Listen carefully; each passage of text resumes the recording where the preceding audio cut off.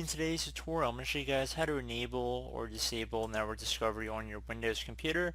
So if you're having problems connecting to other computers and their devices that might be connected to them within your computer network, this tutorial will be for you. So we're going to jump right into it, and we are going to start by opening up the Start menu. Just left click on the Start button one time. I'm going to type in Control Panel. Best match should come back with Control Panel. Just want to left click on that one time to open that up. Set your view by up here to large icons, and then you want to go down to get to Network and Sharing Center, and then just left click on that one time.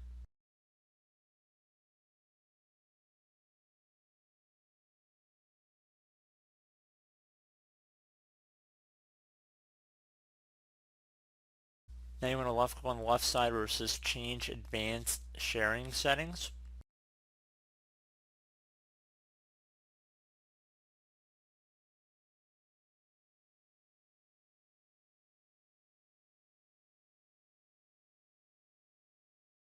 Now once this is loaded here for network discovery, this section, when network discovery is on, this computer can see other network computers and devices and is visible to other network computers.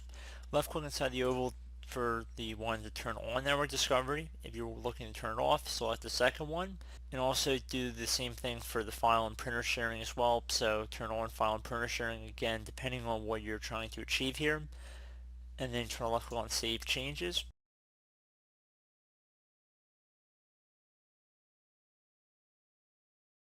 Might take a second to load, or save the change I should say.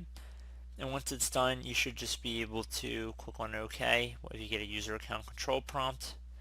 In my case I did not, but pretty straightforward. You can close out of here. Was it just restarting your computer? And that should be about it.